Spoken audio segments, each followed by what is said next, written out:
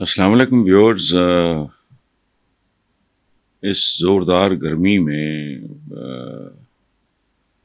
عدت کیس کے حوالے سے عدالتی احاطہ میں گرما گرمی کا حال اور مار دھاڑ اور جو کچھ ہوا ہے اس کے ساتھ خبرمانے کے ساتھ انگریزی میں اس کے لیے ایک ایکسپریشن ہے ہی آسکڈ فار اٹ.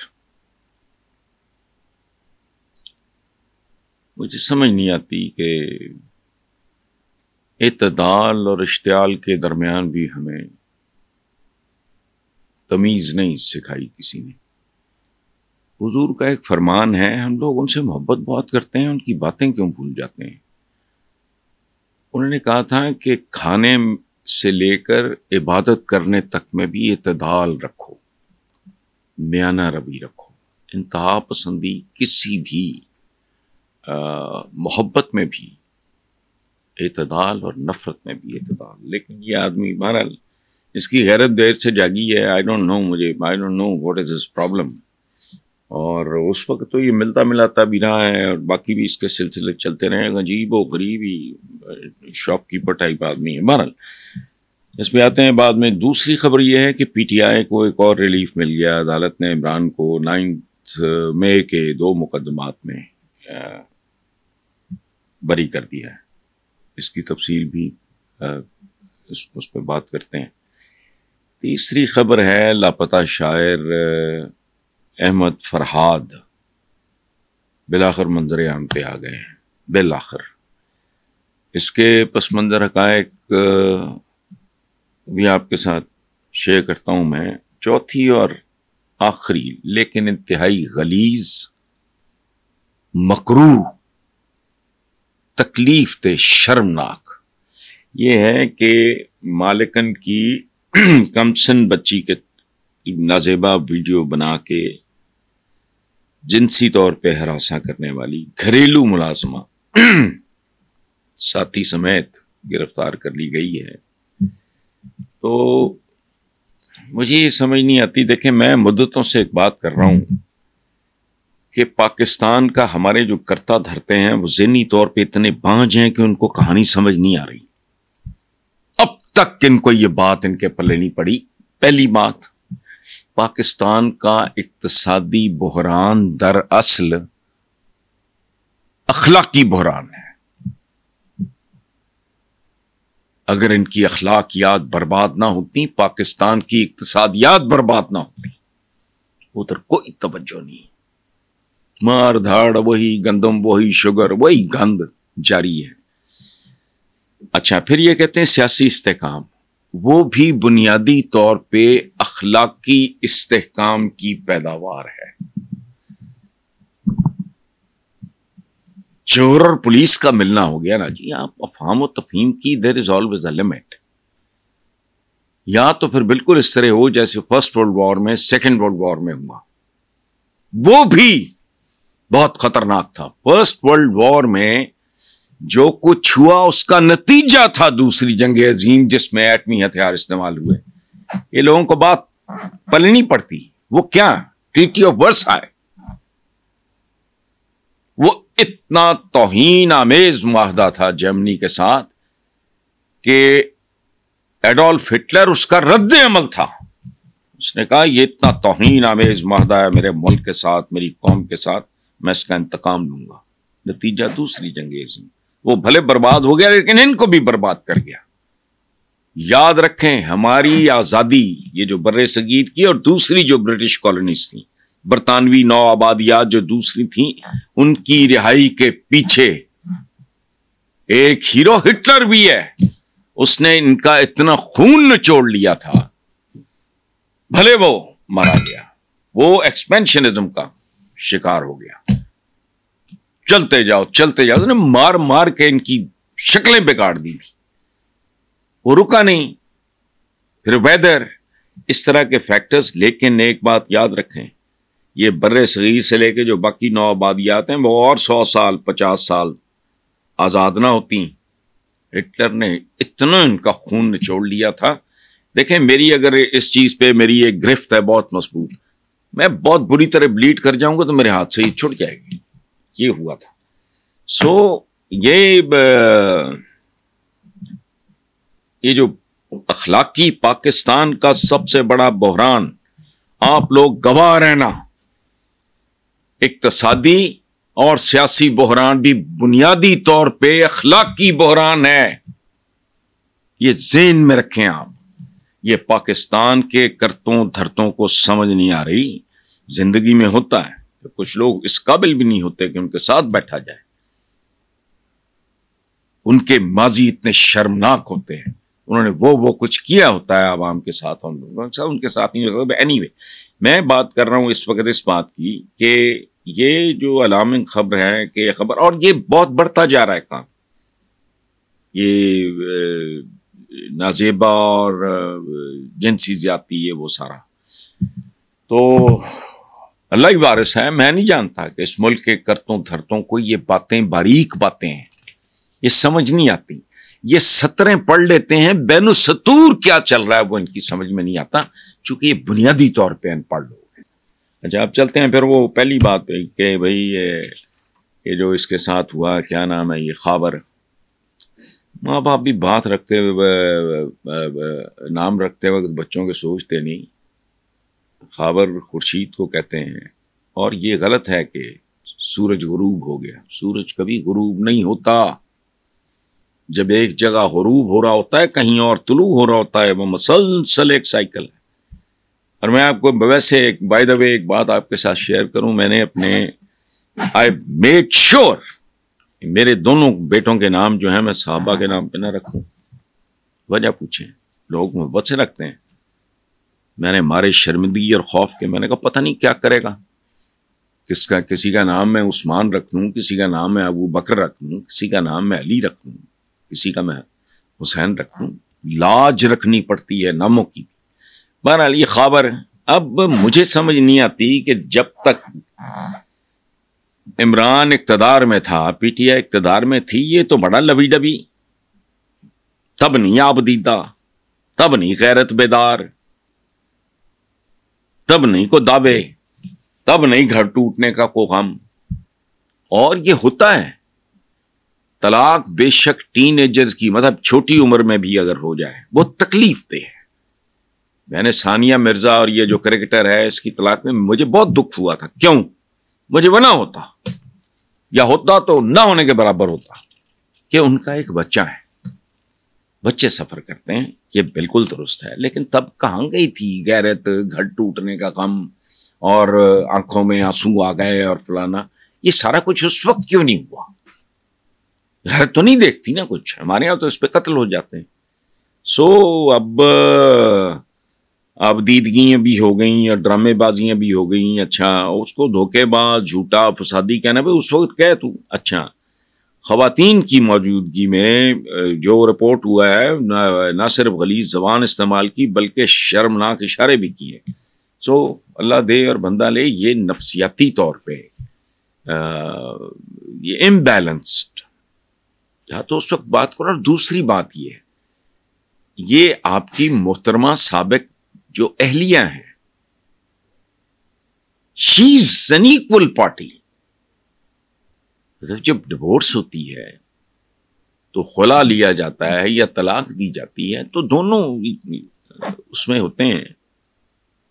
بہرحال لیکن وہی انگریزی والی بات تھی، آسٹ فار اٹ، جو ہوا اگین وہ سیلیبریٹ کرنے والی چیز نہیں ہے، افسوسناک ہوا۔ اپنی زبان پہ کنٹرول رکھنا چاہیے، اور ریئیکٹ اس وقت کرو بھائی جب ریئیکٹ کرنے کا وقت ہے۔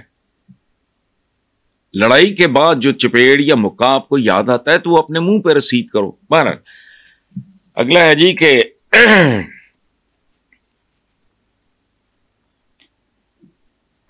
وہ جس کی میں بھی بات کر رہا تھا کہ 2 مقدمات میں بری کر دیا عدالت نے عمران خان کی جانب سے بریت کی درخواستوں میں محفوظ فیصلہ سنایا۔ عدالت نے ناکافی شواہد کی بنیاد پہ پی ٹی آئی کو۔ اچھا اب ایک طرف بات ہو رہی ہے اس ملک میں، اور وہ ٹھیک بھی ہو رہی ہے، ادھوری ہو رہی ہے، نامکمل ہو رہی ہے، اس میں جہالت ہے کہ اقتصادی استحکام کے لیے سیاسی استحکام ضروری ہے۔ یہ درست ہے لیکن ادھورا ہے. ان دونوں قسم کے استحکاموں اور سٹیبلٹی کے لیے اخلاقی توازن بہت ضروری ہے. یہ ایک بنیادی بات ہے. اچھا، تو یہ بھی وزیر اعظم صاحب جو ہیں ہمارے شہباز شریف، ان کا فرمانا دیکھیں، عدالتی کالی بھیڑیں عمران خان کو ریلیف. بھئی وہ تو پھر جو ریلیف آپ کو ملا اس کا تو سوچ بھی نہیں سکتا. آپ کے بھائی جان کے سمدھی جو ہیں ان کو بھی ریلیف ملا، آپ کو بھی ٹیٹیوں کا ریلیف ملا، ان کو گھر بھی فلانے ہو گئے، ان کے بھی مقدمے ختم ہو گئے، تو وہ بھی کالی بھیڑیں ہیں. تو بس کر دو یار، ایک طرف آئے نا آپ. مطلب آپ جو لفظ استعمال کر رہے ہیں وہی لفظ دوسرے لوگ، دوسرا فریق آپ کے بارے میں استعمال کر سکتے ہیں، تو پھر بات رکے گی کہاں؟ یہ عدالتی کالی بھیڑے. اچھا، پھر وہ ان کے بارے میں کیا تھا؟ وہ اربوں خربوں کی ٹیٹیاں، لوگوں کے نام، ایک بندہ بھی مر گیا بیچ میں، وہ سارا وہ کیا تھا؟ وہ تو من گھڑت تھا تو کیسا تھا؟ اور پھر آپ کو عدالتوں میں جانا چاہیے. اگر نواز شریف کے ساتھ یا موجودہ جو وزیر اعظم ان کے ساتھ اگر کوئی زیادتی ہوئی ہے تو go to the courts again. کہ جو ہم پہ تہمت لگی تھی اتار دی، لیکن جو ہم نے ذلت کاٹی ہے، خاری کاٹی ہے، جیلیں کاٹی ہیں، ان کا حساب دو. بندے لاؤ وہ. تو پھر اس کو لاجیکل اینڈ پہ پہنچائیں آپ. پاکستان میں اس کا رواج نہیں ہے. اچھا، باقی رہ گیا ہمارا وہ ملوکڑا سا. میں تو سچی بات ہے اس کو جانتا بھی نہیں تھا کہ یہ کون ہے.